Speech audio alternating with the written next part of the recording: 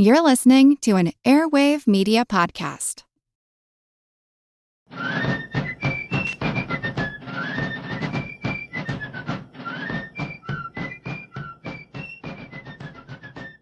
Hello, and thank you for joining the American Revolution. This week, episode 263, the Hartford Conference. Back in episode 257, I talked about the arrival of the French army in America. General Jean-Baptiste Donation de Vermeer, the Comte de Rochambeau, led an army of about 5,500 soldiers.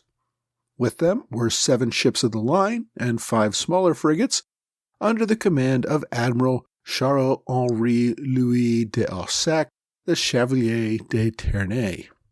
Upon arrival, much of the army and navy was sick from the journey, and they also had to scramble to build a defensible position at Rhode Island. Now, the French had come to America with far fewer soldiers than originally planned. There were not enough ships to transport all of the soldiers that Rochambeau expected to bring with him. He had to cram in 5,500 soldiers onto 36 transports, leaving behind much of his equipment, horses, and another 2,500 soldiers. Those who could not get on the ships remained in Brest, waiting for transport ships to carry them to America. And more importantly, Rochambeau wanted a larger naval French presence to gain superiority of the seas. As long as the British controlled the water off their coast, the French army was little more than a supplement to the Continentals. The French naval priorities, however, remained elsewhere. With only 7 ships of the line, the French had enough to defend against a British naval attack on Newport, but couldn't really go on the offensive. Recall that Admiral d'Estaing had commanded a French fleet in America for 2 years prior. He had spent most of it in the West Indies. Admiral d'Estaing had bailed out of a joint assault on British-occupied Newport in 1778 after a storm wrecked most of his fleet. He then spent months in Boston getting repairs. After that, he sailed his fleet back to the West Indies, where he failed to prevent the British from capturing St. Lucia. After receiving more ships under the Comte de Grasse, d'Estaing captured St. Vincent and Grenada. He sailed north to Savannah, hoping to assist the Americans in retaking that town from the British. The attack failed, and d'Estaing returned once again to the West Indies. In March of 1780, d'Estaing returned to France, still recovering from the wounds he received at Savannah. Command of the fleet in the West Indies fell to Luc Urbain de Bouxet, the Comte de Guichen. The admiral was in his late 60s. I won't go into his lengthy record, but he was an experienced officer with a long record going back to the War of Austrian Succession and the 7 Years' War. He had been commander of the Channel Fleet in 1778 and 79 before heading to the West Indies with a squadron of ships to reinforce the French presence there. In April, shortly after his arrival, Guichen went on the offensive, taking a fleet of 23 ships of the line and 3,000 soldiers in hopes of capturing British-held Jamaica. Britain had also recently replaced its commander in the West Indies, Admiral George Bridges Rodney, who I discussed when he led the relief of Gibraltar back in episode 243, assumed command of the West Indies fleet. Admiral Rodney was alerted immediately to the French fleet under Guichen taking to sea and sent his own fleet of 20 ships of the line to intercept them. On April 17th, the 2 ships made contact and spent a few hours jockeying for position. Rodney had hoped to take advantage of Guichen's position, which had left the French fleet strung out in a fairly loose formation. Robert Carquet, commander of the lead British ship, the Stirling Castle, ignored instructions and simply charged directly at the French fleet. The other British commanders followed him into battle. Another French officer, the third in command, Comte de Grasse, managed to get most of the French fleet into a tighter position and fight off the attack. No ships were lost in the battle, which took place off the coast of Martinique, and the battle was generally considered a draw. But the French suffered 222 killed and 537 wounded in the fierce fighting that day. The British suffered 120 killed and 354 wounded. A month later, the 2 fleets engaged again over several days between May 15th and May 20th. The fighting was once again indecisive. By July, with hurricane season approaching, Admiral Guichen left the West Indies, taking the bulk of his fleet back to France. British Admiral Rodney took the bulk of the British fleet up to New York to assist with the effort there. It's not really clear to me why Guichen did not sail up to Newport to assist Rochambeau, but whatever his motivation, he made no attempt to support the French expeditionary force in New England. French priorities were very clearly in the West Indies as far as their concerns about the Western Hemisphere fighting. Meanwhile, General Rochambeau had arrived in Newport in July and was desperately short-handed. His immediate concern, as I said, was a British attack just after his arrival. When the immediate threat of an attack dissipated, the French settled in to await the arrival of their reinforcements and an opportunity to attack. While the British Navy was unwilling to attack Newport, British ships of the line remained off the coast, keeping the French Navy bottled up in Newport Harbor. Rochambeau came to realize that no additional support seemed to be on its way anytime soon, and that he had to plan to make do with what he had for the foreseeable future. The French army made a good impression on the locals, paying hard money for everything they needed.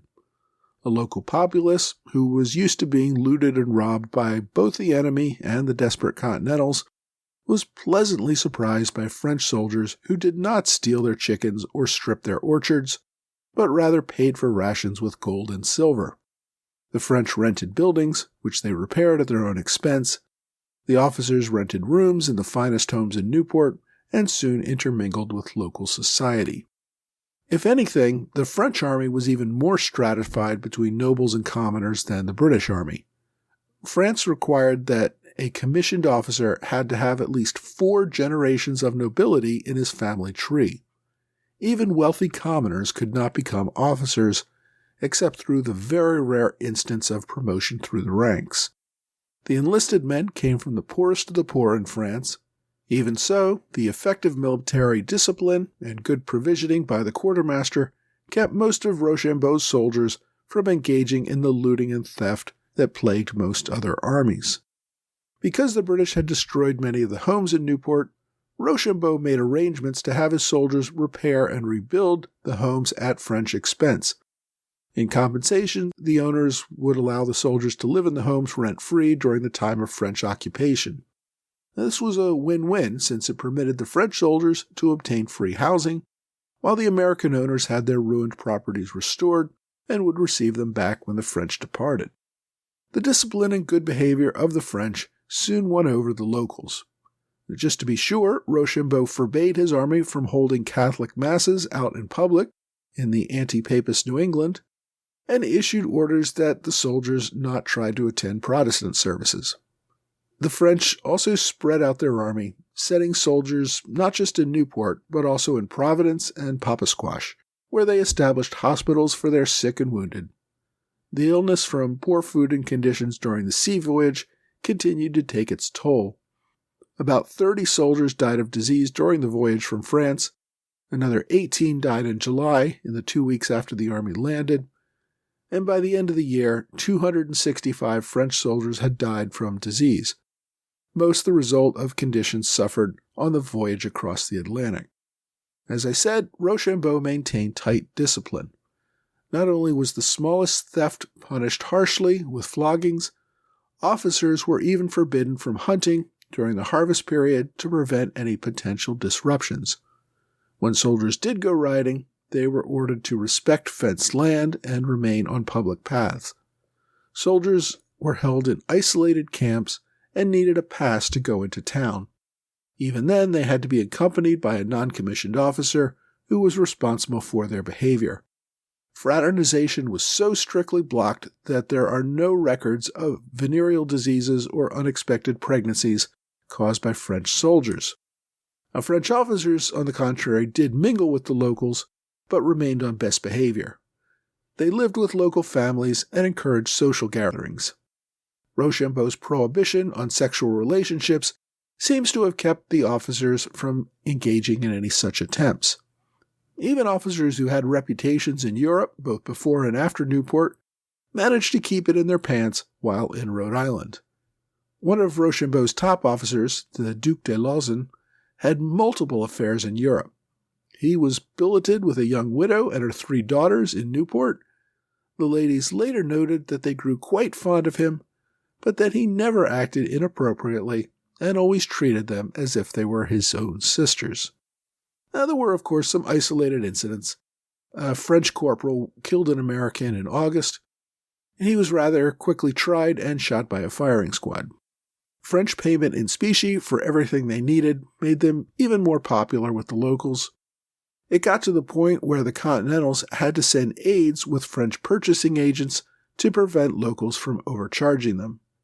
The only ones complaining were the American purchasing agents, who could not compete with the French buyers. Several dozen French soldiers attempted to desert in 1780 while in Newport. In hopes of maintaining good relations, the Americans passed laws treating French deserters the same as American deserters to be returned to their units to face punishment. As it turned out, it was not the enemy, but boredom that would become the primary concern for Rochambeau's first year in America. The Continentals were in no condition to go on the offensive, and the British seemed content to keep the French bottled up in Newport. It would be several months before Rochambeau and Washington would even meet. For most of the spring and summer, Washington was trying, unsuccessfully, to get the Congress to provide him with the men and supplies he needed for an offensive.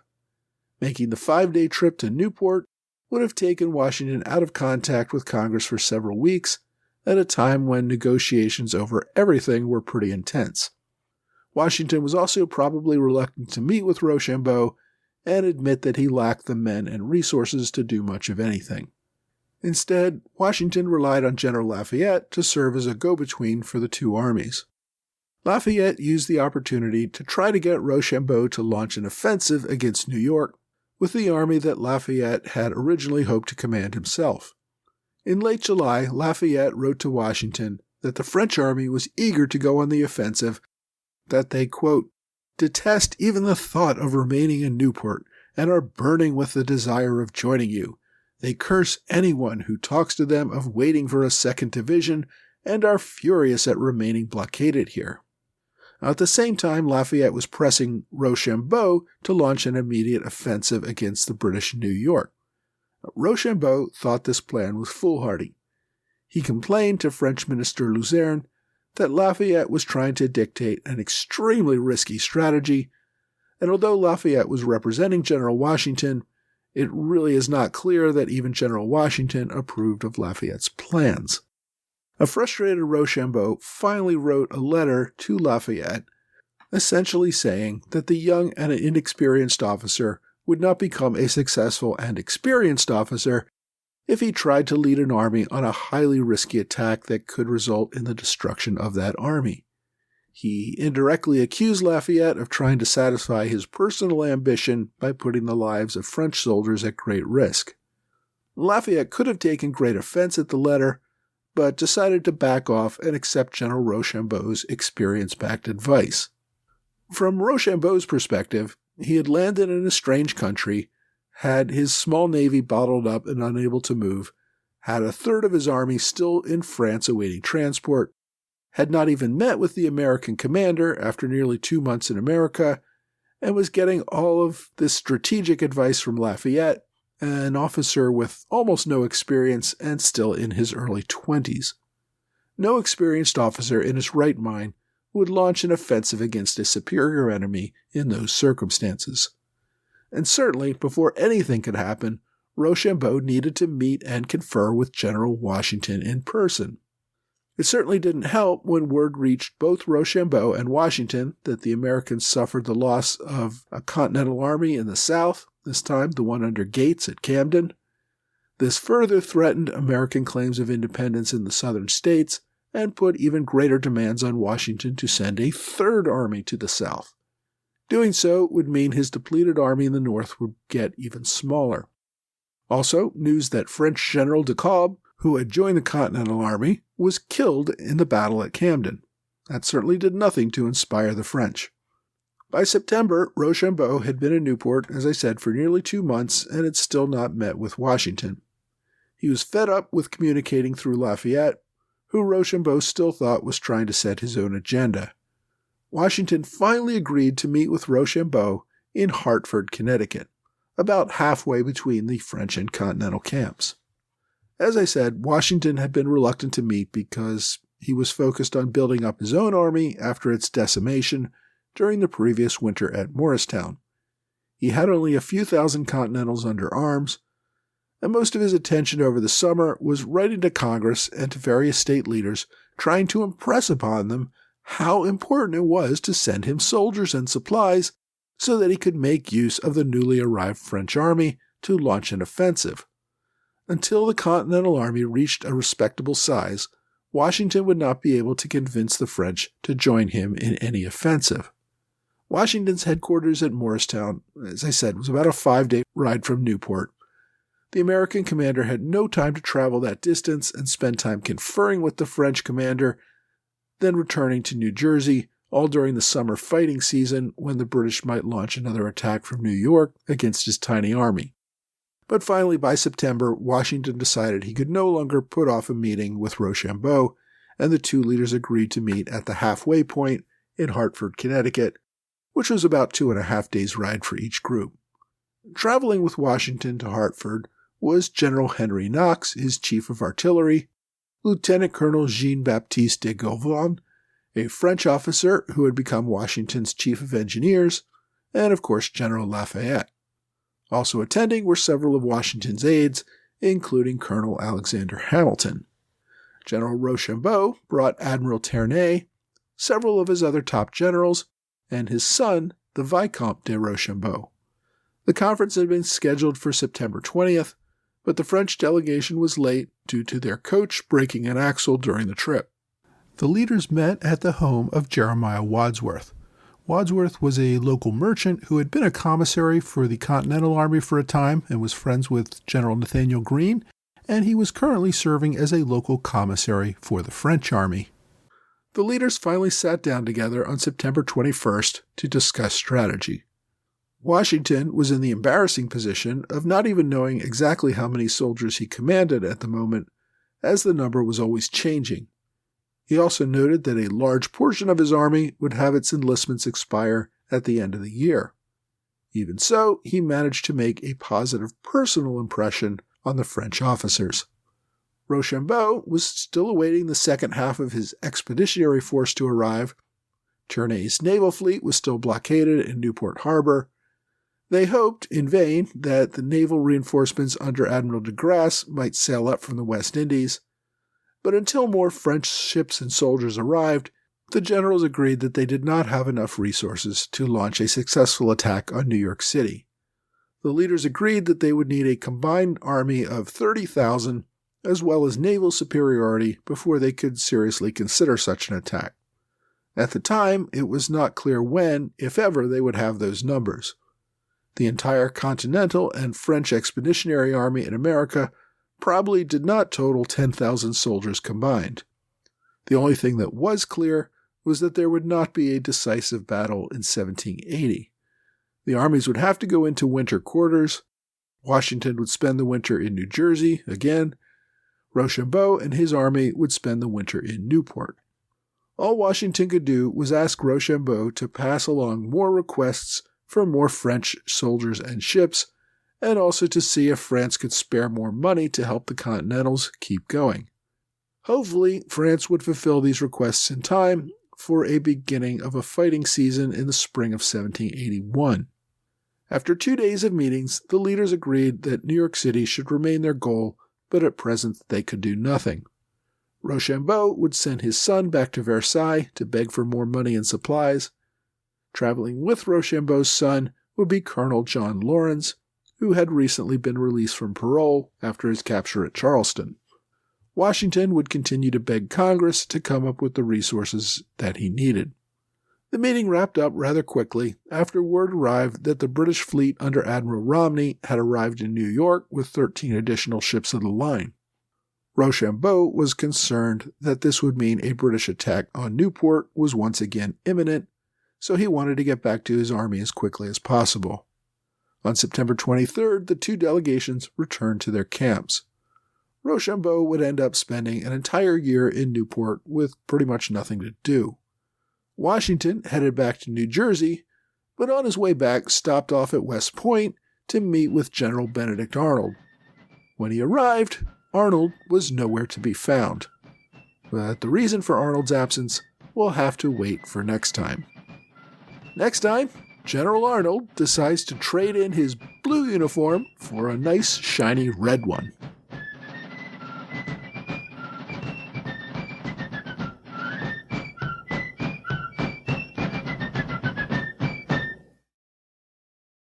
Hey, thanks for joining the American Revolution Podcast After Show. Thanks to my Patreon supporters in the Alexander Hamilton Club, George Davis, Mike Hager, and Michael Gaylord, and to Robert Morris Circle supporters Lee Seam, Michael Mulhern, and TJ Walker. Thanks also to new Privy Council member Steve Sunison, and to new standard bearers Sean Duffy, James Zaff, Phineas Jacob, Doug Campbell, and Luke Burns. Thanks also to Brianna Larson, who upgraded to standard bearer. Thanks also to Paul Kallenberger, Paul Newman, and Andy Cloyd for one-time gifts via PayPal or Venmo. I apologize if my voice was a little off today, especially in the main episode, which I recorded a few days earlier. I've been dealing with the flu for the last couple of weeks, and am still a little bit congested. I decided to go ahead and record in order to keep on schedule, even if my voice is not 100%. Hopefully the combination of drugs and editing will make it at least passable. I also wanted to mention that my American Revolution Roundtable is holding Zoom-only events in January and February. As always, I will send Zoom links to anyone who cares to join us live for the event. Make sure you're signed up for my mailing list if you want to receive these invitations in the future. This month, on January 10th, 2023, we will be joined by author Christian McBurney. He will discuss the topic of his latest book, Dark Voyage, a look at privateer attacks on the slave trade during the war. Again, if you want to be a part of this event on January 10th at 7 p.m. Eastern Time, shoot me an email ahead of time and I will send you a Zoom link. So this week we stepped away from all the action in the South to check in with George Washington in New Jersey. As usual, Washington was desperately frustrated, but always outwardly keeping his cool. The arrival of the French army gave him an opportunity to deliver a death blow to the British in New York, but the states and the Continental Congress refused to give him the men and resources to finish the job. Fortunately, British General Clinton was also left without sufficient forces to go on the offensive, so while the war raged in the South, a frustrating standoff festered in the North. The Hartford Conference was the first meeting between the French and American military leaders, but again, because no one had enough soldiers, the meeting was more of a getting-to-know-you session than any sort of strategizing. To that extent, at least, the meeting seemed to go well, as both sides came away with positive first impressions of their fellow commanders. My book recommendation this week is Rochambeau, Washington's Ideal Lieutenant, by Jeannie Jones Vale. I suspect General Rochambeau would take offense at the title, since he would certainly not consider himself a lieutenant of General Washington. But I think the book does do a great job in focusing on the French efforts to support the Continentals in the final years of the war. Jones is an American with a lifelong passion for French history. She began writing books later in life. Her book on Rochambeau went straight to paperback in 2020, although there are also Kindle and audiobook versions. So, if interested, check out Rochambeau, Washington's Ideal Lieutenant. My online recommendation is an older public domain book called The French in America During the War of Independence of the United States, 1777 to 1783. It's a translation of a French book that focuses on the role of the French Army in America. Thomas Balch translated this copy, which he published in 1891. Most of the book focuses on the Yorktown campaign, but there is considerable material on the events leading up to the campaign as well. As always, I've included links to the book at archive.org on my website and blog. My question this week asks, was the American Revolution inevitable, given the rising tensions between the colonies and Great Britain in the years leading up to it? Well, I don't think the American Revolution was inevitable until after Parliament's passage of the Intolerable Acts of 1774. Up until then, the colonists were looking for reforms in how much the government in London could control them. If the king or parliament had made a real effort at implementing an agreeable reform, the relationship between Britain and its American colonies could have prospered perhaps for another century. The colonists were proud to be British colonists, they were proud to be part of the British Empire, and if the British Empire had reciprocated by respecting their rights, I think that relationship would have continued. But despite their mutual affection, the colonies were looking for a guarantee that they would not be subject to internal taxes by Parliament. The government in London wanted to come up with some way to raise revenue to cover the costs of protecting North America. Now, the two sides could have come up with a mutually agreeable policy if they had tried. The colonists believed that being part of the British Empire had value. It opened up trade with Britain. It ensured that colonies would have protection when another major power, like France or Spain, tried to take territory from them. Most colonists believed that Britain was the best government among all those in the rest of the world and went the farthest in respecting individual rights. Most colonists also believed that there was little chance that they could defeat Britain militarily.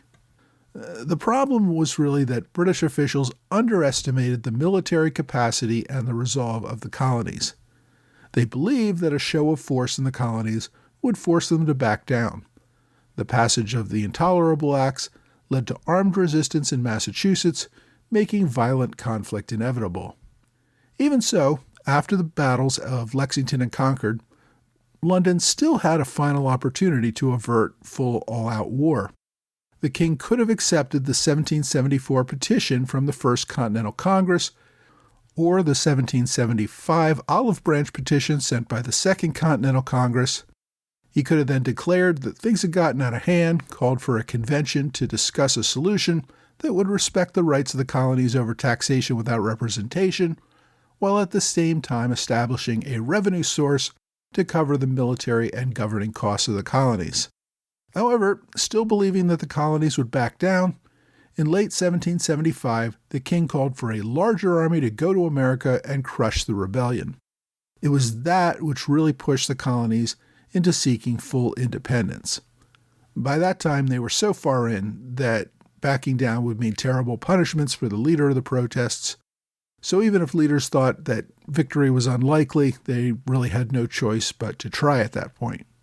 So I think the king or parliament could have steered away from the war if they acted differently.